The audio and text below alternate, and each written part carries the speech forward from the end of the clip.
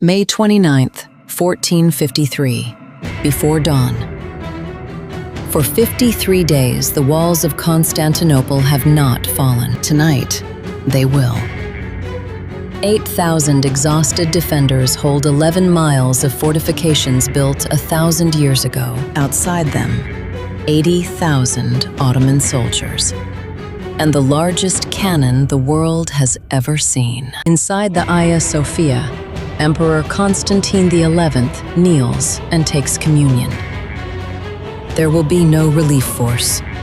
There will be no surrender. By morning, one of two empires will cease to exist. To understand this night, we must go back 11 centuries to the founding of a city built to be unconquerable. In 330 AD, Constantine the Great chose this peninsula for his new capital, guarded by sea on two sides. On the third side, his engineers built walls within walls, the Theodosian walls, the most formidable fortifications in the medieval world. For 1,000 years, those walls turned back every enemy who came against them: Avars, Arabs, Bulgars, Crusaders. Constantinople became a legend, the city that could not fall. But by the 15th century, the empire behind those walls was a shadow of itself. Centuries of civil war, plague, and invasion had reduced Byzantium to little more than the city itself. Meanwhile,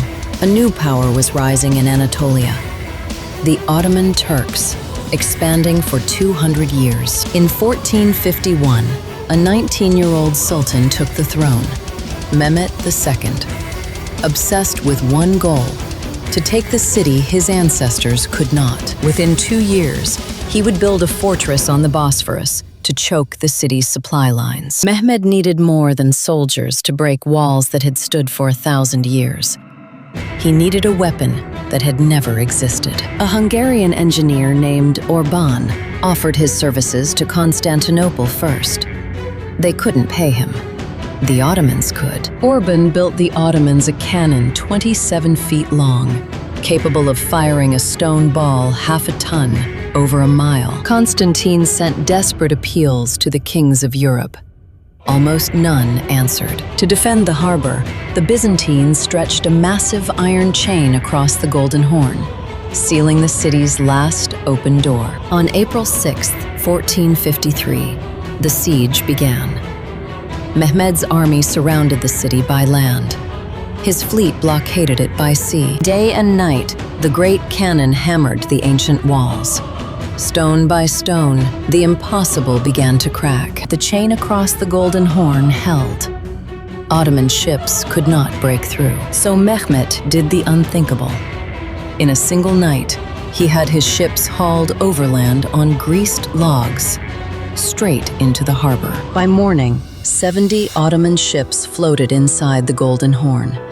The city's last safe water was gone. For weeks more, the defenders held, patching breaches by night, exhausted, starving, but unbroken. Constantine moved through the city himself, rallying what remained of his people. Mehmed's commanders urged him to retreat before the campaign season ended. He refused. On May 28th, Mehmed announced his final assault would come the next night. He promised his army the city's wealth and 3 days to take it. Inside the walls, every bell in the city rang at once. It was the last night anyone would pray as a free Roman. Before dawn on May 29th, Ottoman waves struck the walls. First irregulars, then Anatolian regulars, then the elite Janissaries. Giovanni Giustiniani, the Genoese commander defending the critical breach, was struck down and carried from the field. Without him, the defense at the breach faltered. And somewhere along the wall, a small postern gate had been left unbarred. Ottoman soldiers poured through. Within minutes, their banners rose over the inner wall. Constantine XI tore off his imperial regalia so he would not be recognized in death, and rode into the breach himself. He was never seen again. The last Roman emperor vanished into legend, sword in hand. By noon, the cross above the Hagia Sophia was gone. Mehmed II rode through streets no conqueror had walked in 1,000 years. He gave himself a new title, Kaiseri Rum, Caesar of Rome. The Roman Empire, which began with an Augustus in 27 BC, ended with a Constantine in 1453. 15 centuries closing in a single name. For the Ottomans, it wasn't an ending. It was a beginning.